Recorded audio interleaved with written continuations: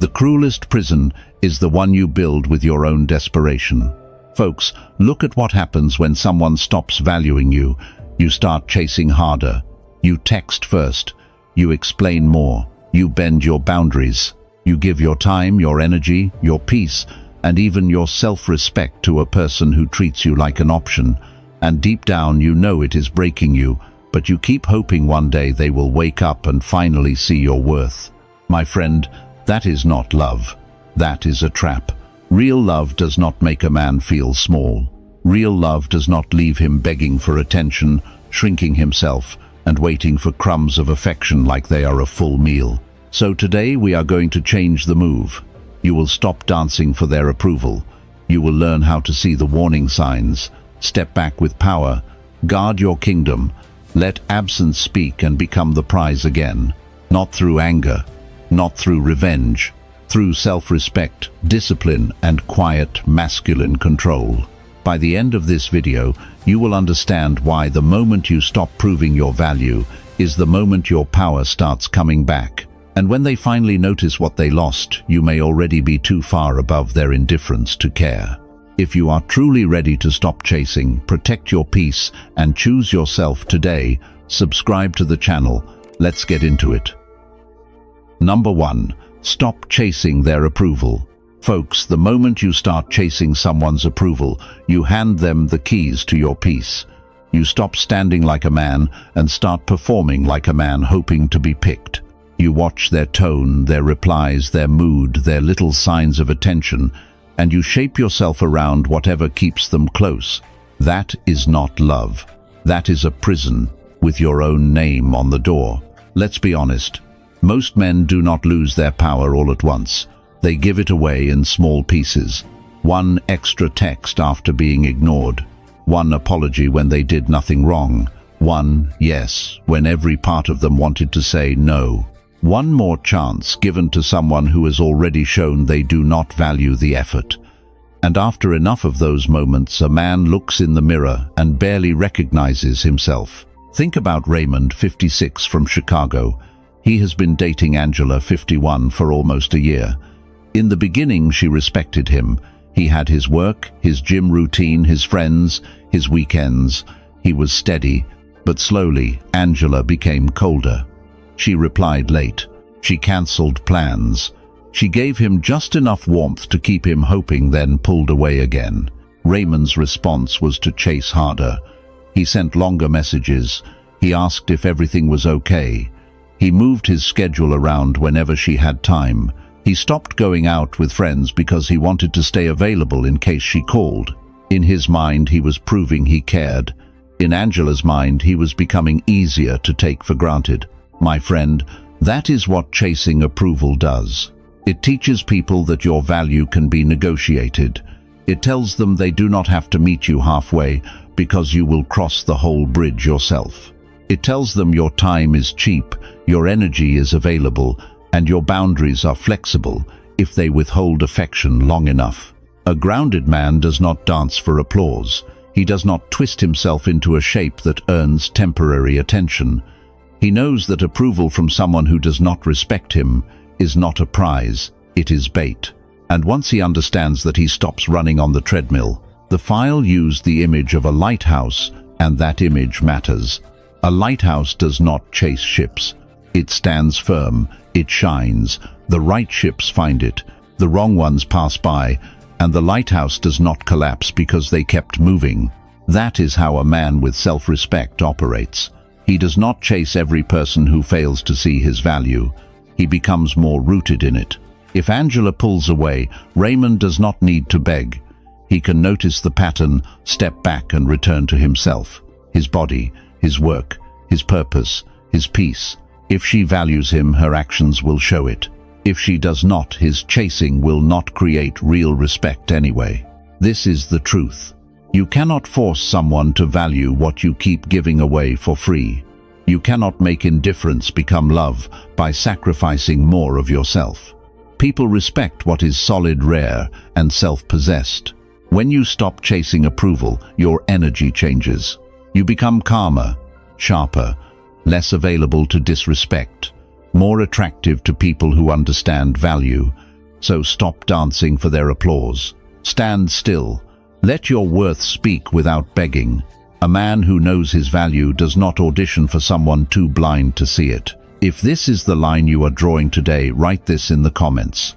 I stop chasing. Stick with me, because the next part shows how to see the warning signs before red flags turn into chains. Number 2. See the warning signs. Folks, denial is comfortable because it lets you avoid the truth for one more day. But comfort can become a cage. The warning signs are usually not invisible. You feel them. You hear them. You notice the shift in tone, the shorter replies, the cancelled plans, the lack of effort, the way your presence no longer seems to matter the way it used to. The problem is not that you do not see the signs. The problem is that you keep explaining them away. Let's be real. A man will lie to himself when he is afraid of losing someone. He says she is just busy. She is stressed. She has a lot going on. Maybe I am overthinking. Maybe if I stay patient, she will come back around. And sometimes, yes, life gets heavy. People have bad weeks. But when distance becomes a pattern, when disrespect becomes familiar, when you are always the one reaching, bending, forgiving and adjusting, that is not a bad week. That is a warning. Epictetus said, "Do not seek for events to happen as you wish, but wish them to happen as they do, and your life will go smoothly." That is not weakness, that is reality. A Stoic man does not argue with patterns because the truth hurts his feelings. He observes what is happening, not what he hopes is happening. He stops trying to decorate neglect with excuses. Think of it like a warning light on your truck. At first it is small, easy to ignore. You tell yourself you will deal with it later. Then the engine starts making noise. Still you keep driving. Eventually the whole thing breaks down, and now you act surprised. But the machine warned you. You just refused to respect the signal. Relationships work the same way. A woman who values you does not make you wonder all the time where you stand. She does not make consistency feel like a luxury. She does not leave you doing all the emotional labor while she gives crumbs and calls it connection. If every conversation feels like you are trying to pull warmth out of someone who used to give it freely, pay attention. Now, do not become paranoid. This is not about treating every delay like betrayal. It is about seeing patterns clearly. One missed call is life. Repeated avoidance is information. One cancelled plan can happen. Constant cancellations without effort to reschedule tell a story. A hard conversation is normal. Disrespect repeated without accountability is a line being crossed. The danger is that every time you ignore a warning sign, you teach the other person something. You teach them your boundaries are soft. You teach them your attention will remain available even when their effort disappears. You teach them they can give less and still keep access to you. And my friend, people often value what they have to respect, not what they can neglect without consequence. So start asking better questions. Am I respected here? Is the effort mutual? Do I feel calm or anxious after dealing with this person? Am I staying because this is healthy or because I am afraid of being alone? Those questions may sting, but they will wake you up. Seeing the warning signs is not about blame. It is about responsibility. You are responsible for what you tolerate. You are responsible for how long you keep driving with the warning light flashing. And you are responsible for choosing the road that protects your peace. If this is the clarity you are choosing, write this in the comments. I see clearly. Stay tuned, because the next part shows why stepping back with power can change the entire dynamic without begging for respect. Number 3. Step back with power. Folks, sometimes the strongest move is not another message. It is not another explanation. It is not one more attempt to make her understand how much you care. Sometimes the strongest move is to step back and let the empty space tell the truth you have been trying to say with words. Let's be honest. When someone stops valuing you, your first instinct is to move closer. You want to fix it. You want to prove your worth. You want to remind her of the good times, the effort, the loyalty, the man you have been. But the more you chase, the smaller you become in the dynamic. not because your love is weak, but because your energy flows towards someone who has stopped meeting you. Think about Kenneth, 57, from Phoenix. He had been seeing Maria, 52, for almost 10 months. At first, Maria was warm. She called first. She made plans. She laughed at his jokes and made him feel like he mattered. Then, slowly, she changed. Replies got shorter. Plans became vague. She still gave him enough softness to keep him hoping, but not enough consistency to make him secure. Kenneth started doing what many men do. He leaned in harder.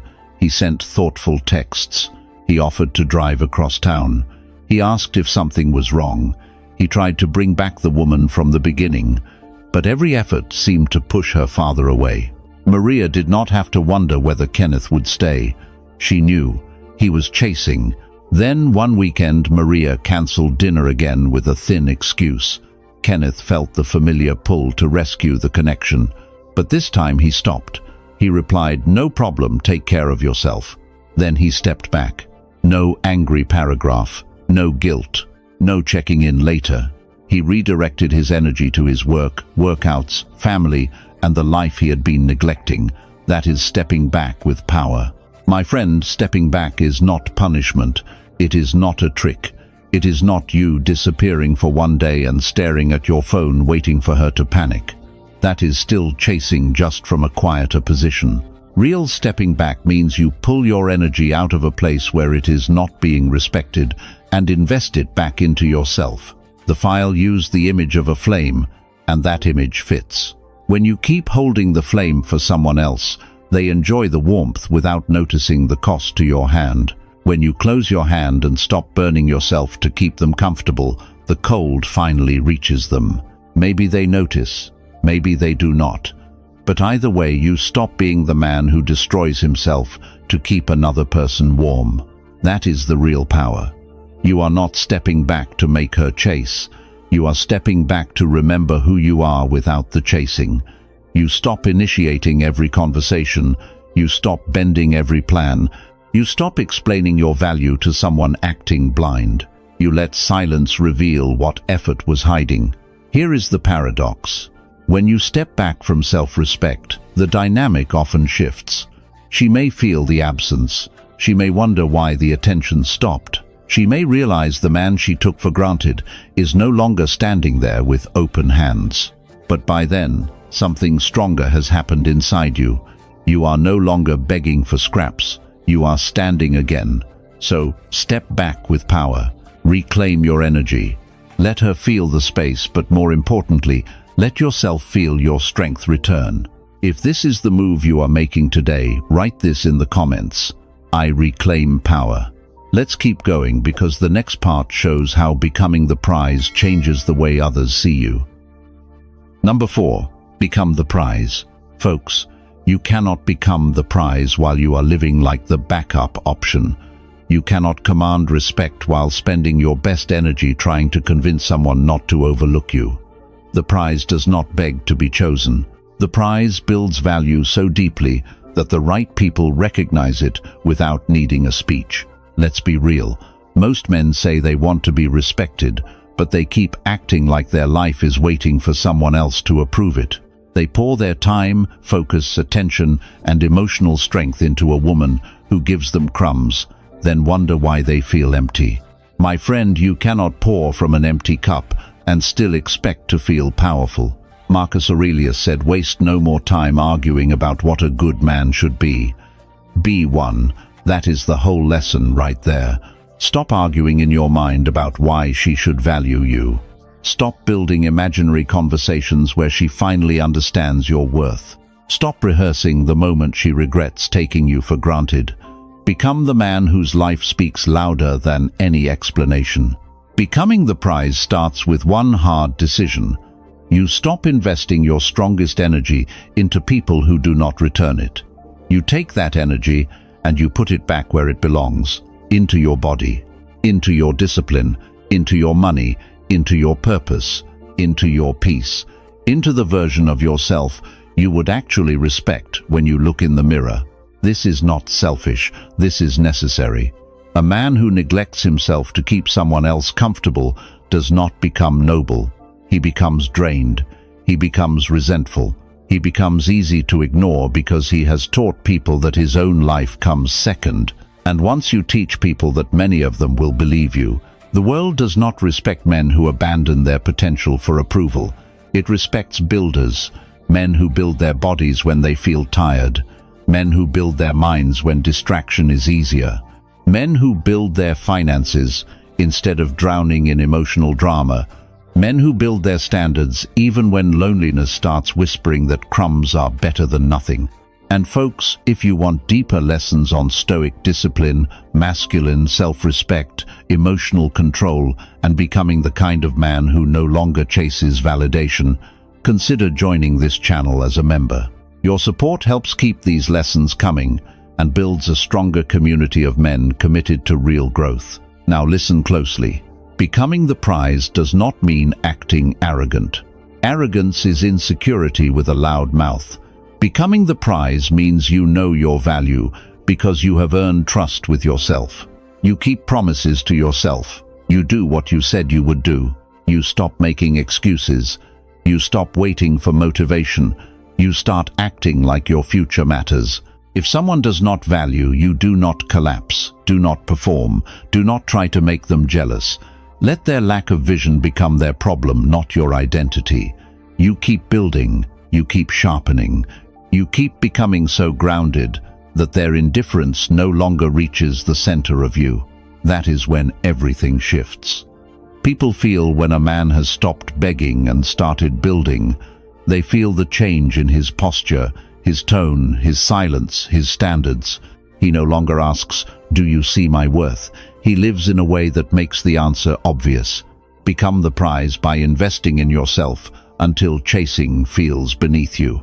Not because you are better than everyone, but because you finally stop treating your own life like it was less important than someone else's attention.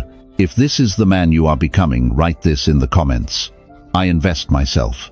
Stay with me, because the next part shows how guarding your kingdom protects your peace, your energy, and your masculine power.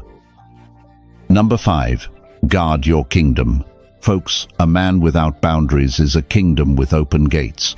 Anyone can walk in, take his time, drain his energy, disturb his peace, and leave him wondering why his life feels so chaotic. The problem is not always that people are evil. Sometimes the problem is that you never told them where the line is. You never enforced it when they crossed. Let's be honest. When someone stops valuing you, they test your boundary. They cancel and wait to see if you still chase. They speak coldly and wait to see if you accept it. They give less effort and watch whether you keep giving more. If you stay silent and swallow disrespect, you are teaching them how low the price of access to you has become. Think about Gerald, 59, from Atlanta. He had been dating Patricia, 53, for almost 2 years. Patricia was charming when things were easy, but when Gerald expressed a need, she dismissed it. If he asked for consistency, she called him sensitive. If he wanted time together, she said he was pressuring her. If he said a certain tone bothered him, she turned it back on him and made him feel guilty for bringing it up. For months, Gerald kept backing down. He told himself he was being patient. He did not want conflict. He did not want to lose her. But each time he ignored his own boundary, Patricia learned that his standards were not firm. She learned that a little guilt could make him quiet. She learned that affection given at the right moment could reset the pattern. Then one evening, Patricia cancelled another plan at the last minute and acted like Gerald should simply accept it. This time he did not argue. He did not beg. He said, "That does not work for me anymore. If we make plans, I expect them to be respected." Then he ended the conversation and did not chase after it. That is guarding your kingdom. My friend, boundaries are not walls built from bitterness. They are guardrails built from self-respect. They protect your peace, your energy, your time, and your dignity. A boundary does not say, "I hate you." It says, "This is what I will and will not accept in my life." A weak man thinks boundaries will push her away. A grounded man understands boundaries reveal who belongs. The right woman may not love every boundary, but she will respect the man who can speak clearly and stand by his words. The wrong woman will resent your boundary because she benefited from your silence. And listen closely, a boundary without action is only a suggestion. If you say you will not tolerate disrespect, but you stay every time it happens, your words lose power. If you say your time matters, but you keep rearranging your life for someone who gives you crumbs, your boundary has no teeth. Being clear matters. Being firm matters more. You do not need to defend your standard for 30 minutes. Sometimes one sentence is enough. That does not work for me. I need consistency. I will not continue this conversation if disrespect is involved. Simple, calm, direct. Guard your kingdom like a leader. Do not leave the gates open for anyone who wants warmth without respect, closeness without effort, or access without accountability. Your peace is not public property. Your time is not a waiting room. Your attention is not a charity. If this is the standard you are choosing, write this in the comments. I protect peace. Stay with me, because the next part shows why your absence can speak louder than every explanation you wanted to give. Number 6. Let absence speak. Folks, when someone no longer values your presence, stop trying to explain your absence. That is where many men lose power. They step back for one day, feel the discomfort, then rush back with words. They explain why they are hurt. They explain why they pulled away. They explain what the other person should have appreciated. And every explanation weakens the message their absence was supposed to deliver. Let's be real. Presence becomes cheap when it is always available. If you are always the first to text, always the first to repair, always the first to make plans, always the first to soften the silence, people begin to treat your effort like background noise. Not because your effort has no value, but because you made it too predictable. Absence changes that. Absence creates space. Space creates reflection. Reflection forces a person to feel the difference between having access to you and losing access to you. Your words can be argued with. Your explanations can be twisted. Your emotions can be dismissed. But absence has a different kind of weight. It does not beg. It does not defend. It simply removes the comfort they took for granted. Marcus Aurelius said, "You have power over your mind, not outside events." Realize this and you will find strength. That is the Stoic heart of this lesson, my friend. You cannot control whether they finally see your worth. You cannot control whether they regret taking you for granted. You cannot control whether they come back with respect. But you can control whether you keep offering your energy to someone who treats it like it costs nothing. The file calls this the power of absence, and the idea is simple. People do not treasure what is always available. They notice what becomes rare. When you keep showing up, even after being dismissed, you teach them that your presence has no consequence. But when you step back with calm self-respect, you create a void where your effort used to be. That void speaks. It says, "I am no longer carrying this alone." It says, "I am no longer available for one-sided effort." It says, "I will not keep warming a room where I am treated like furniture." And the powerful part is this. You do not have to say any of that out loud.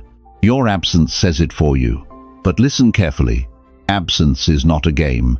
It is not a trick to make someone chase. It is not you disappearing for a few hours while secretly staring at your phone. That is still dependence. Real absence is a decision to redirect your energy back into yourself, your goals, your health, your peace, your friendships, your discipline, your future. If they notice, good. If they do not, that is also information. Because someone who cannot feel your absence after taking your presence for granted may have never truly valued what you were giving. That truth may sting, but it also frees you. A grounded man does not force people to appreciate him. He removes himself from places where appreciation is absent. He does not slam the door. He does not throw insults.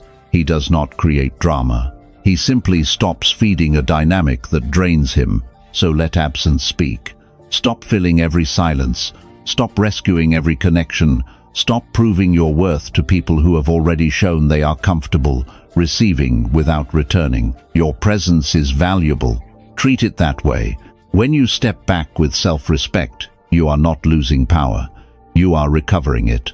If this is the strength you are choosing, write this in the comments. I reclaim energy.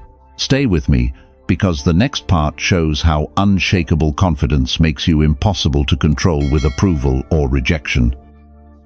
Number 7. Build unshakable confidence. Folks, true confidence does not shout. It does not beg for attention. It does not walk into a room trying to prove it belongs there. True confidence is quieter than that. It is the steady belief that you are enough before anyone claps, texts back, chooses you, or notices your value. Let's be honest. Most men think confidence comes from the outside. A better body, more money, a nicer car, a woman looking at them with desire. And yes, those things can give a man a temporary boost. But if your confidence depends on things outside you, it can be taken from you just as fast. One rejection, one cold message, one woman pulling away, and suddenly the whole image cracks. Think about Howard, 58, from Dallas. He had been seeing Elaine, 51, for almost 8 months. Elaine was attractive, sharp, and used to being pursued. When she gave Howard attention, he felt like a king. When she pulled back, he felt like nothing. His confidence rose and fell with her mood. If she complimented him, he stood taller. If she went quiet, he became anxious. He was not standing on confidence. He was standing on her approval. Then Howard started changing the source. He stopped looking to Elaine to tell him who he was. He made small promises to himself and kept them. He got up early and walked before work. He went back to lifting weights. He cleaned up his finances. He stopped drinking during the week. He called old friends he had been neglecting. Nothing dramatic, nothing flashy, but every kept promise told him one thing: I can trust myself. That is where unshakable confidence begins, my friend. Not in applause, not in seduction, not in trying to look powerful. It begins when you prove to yourself that your word has weight. When you say you will do something, and you do it even when no one is watching, your self-respect grows roots. The file used the image of standing like a mountain, and that is exactly right. A mountain does not ask the weather for permission to stand. The wind can blow, the storm can come, people can pass by without noticing. Still it remains. That is the kind of confidence a man must build, not loud, rooted. When Howard became more consistent with himself, Elaine's mood stopped controlling him. If she was warm, he enjoyed it. If she was distant, he did not collapse. If she cancelled, he adjusted and kept moving. That shift changed his energy. He was no longer trying to extract confidence from her. He was carrying it into the room himself. And here is the masculine truth. A woman can feel when a man trusts himself. She can feel it in his voice, his posture, his pace, and the way he does not rush to fill silence.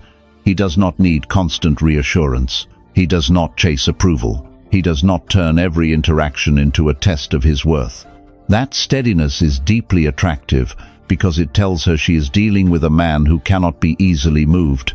So build unshakable confidence the hard way. Keep promises to yourself. Train your body. Control your habits. Finish what you start. Stop letting one person's attention decide your value. Confidence is not something you wait to feel. It is something you build through action, one disciplined choice at a time. If this is the man you are becoming, write this in the comments. I build confidence. Let's keep going, because the next part shows why saying less can make your presence stronger and your boundaries harder to challenge. Number 8. Say less, command more. Folks, the need to over-explain yourself is often the first sign that you are doubting yourself. A man who trusts his own decision does not put his standard on trial. He speaks clearly, stands calmly, and lets silence do the work that nervous words could never do. Let's be real. Many men lose power because they talk too much after they have already said enough. They set a boundary, then explain it for 10 minutes. They say no, then apologize 3 times. They tell someone what they will not accept, then soften the statement so much that the other person hears hesitation instead of strength. And once people hear hesitation, they push. Epictetus said, "First say to yourself what you would be, and then do what you have to do." That is the Stoic foundation of this lesson. Decide the kind of man you are, then act from that decision. If you are a man who values peace, stop explaining why disrespect does not work for you. If you are a man who values time, stop defending why you will not waste it. If you are a man who values self-respect, stop asking permission to protect it. Over-explaining feels polite, but often it comes from fear. Fear of being disliked, fear of being misunderstood, fear that someone will think you are cold, selfish, or difficult. So you start talking. You give reasons, you give background, you give emotional context, you give them every angle of your decision, hoping they will approve of the boundary you already had the right to set. My friend, that is how you weaken your own frame. Think of it like standing in a courtroom when you are not on trial. The judge has no authority over you. The jury is not real. But there you are defending your choices like your worth depends on their verdict. That is what over-explaining does. It turns your life into a case. You keep arguing in front of people who may not even respect you. A grounded man does not do that. He says, "That does not work for me." Then he stops. He says, "I am not available for that." Then he stops. He says, "I need consistency, not excuses." Then he stops. The stopping matters. The silence after the sentence is where the power lands. Most people are not used to that. They are used to men who negotiate against themselves.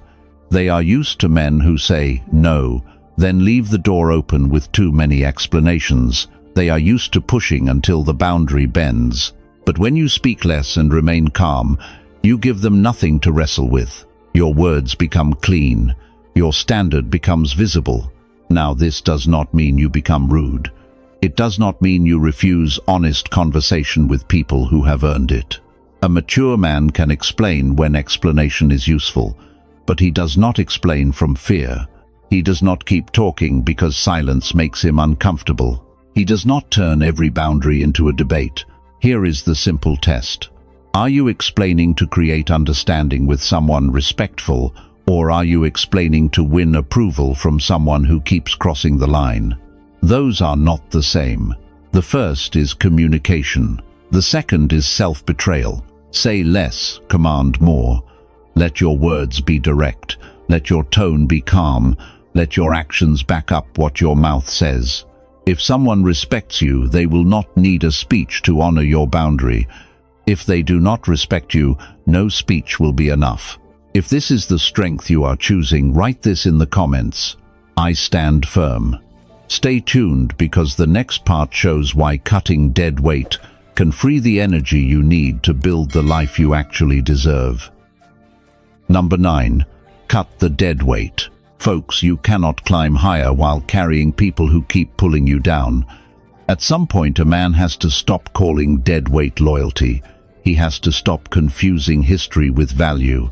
He has to stop dragging people into his future who have already proven they only drain his present. Let's be honest. Most men know exactly who is weighing them down. The woman who only gives affection when she feels you pulling away. The friend who calls only when he needs something. The relative who mocks your goals but expects your help. The co-worker who undermines you then smiles like nothing happened. You know the names. You know the patterns. You just keep hoping they will become different without you having to make a hard decision.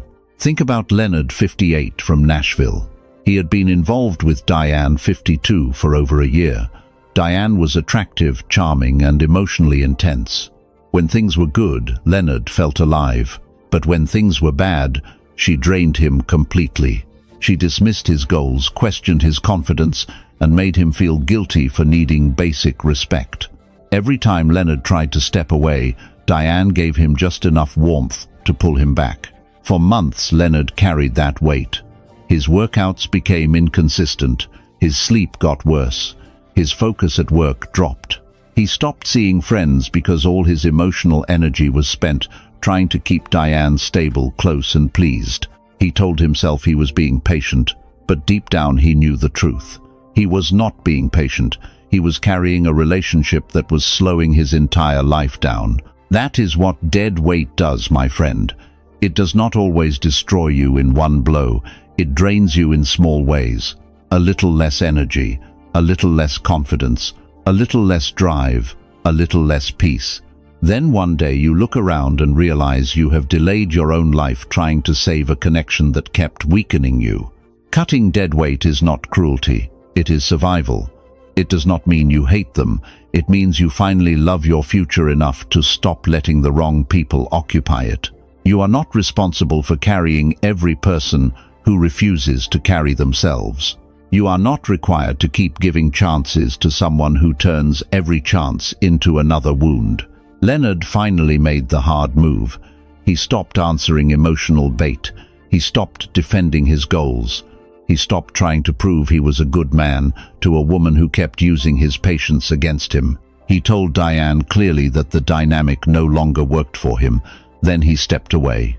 No dramatic speech, no revenge, no endless debate. Just a man putting the weight down. At first it hurt. Of course it did. Dead weight can still feel familiar.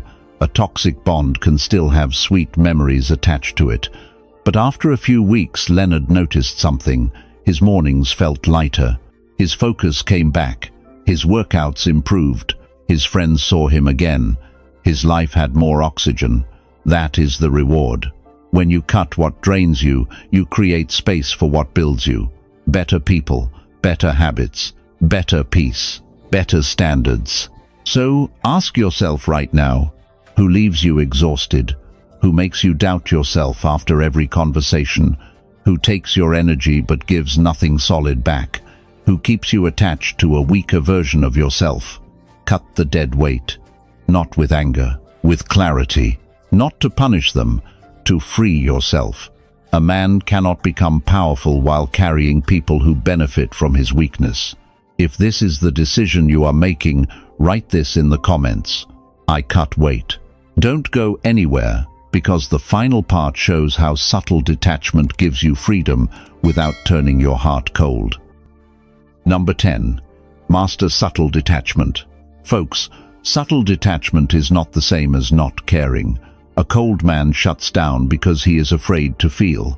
A detached man stays open, but he does not let another person's choices own his peace. That is the difference. One is emotional armor, the other is freedom. Let's be honest. Most men cling because they think holding tighter will keep love from leaving. They watch every text, every tone, every small change in energy. They try to manage the woman's mood before she even explains it. They walk on eggshells not because the relationship is healthy, but because fear has taken the wheel. That is not devotion, my friend. That is anxiety wearing the mask of love. Subtle detachment means you care, but you do not grip. You give, but you do not empty yourself. You love, but you do not hand over the steering wheel of your life. If she stays, you remain grounded. If she leaves, you remain grounded. If she is warm, you enjoy it. If she is distant, you do not collapse. Your center stays inside you. Think of sand in your hand. The harder you squeeze, the more it slips away.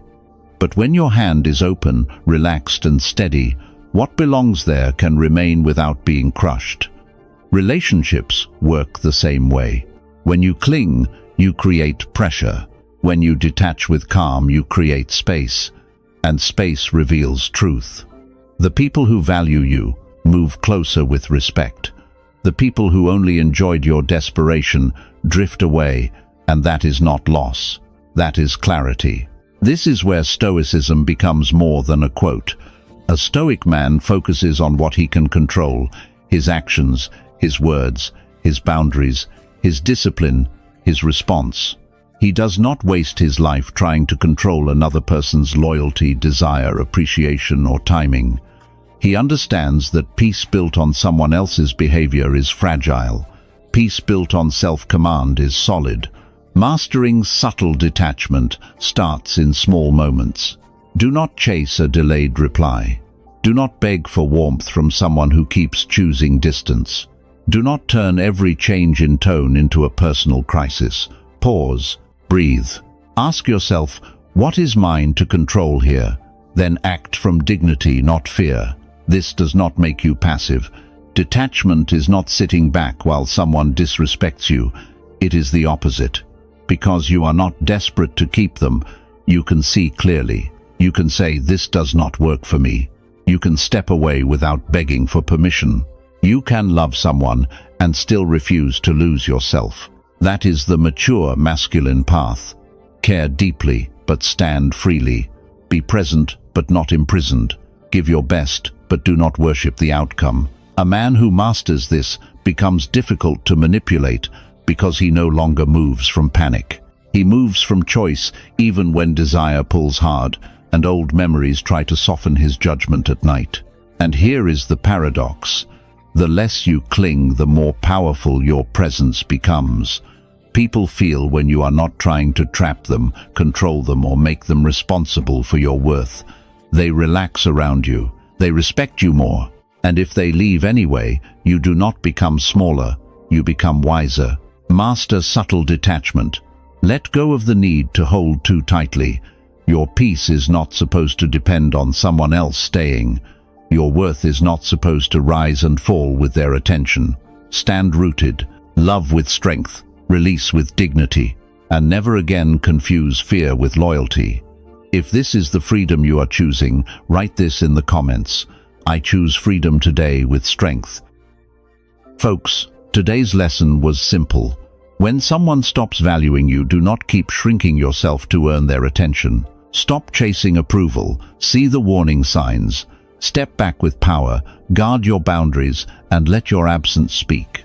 You learned that real strength is not begging to be chosen. It is choosing yourself.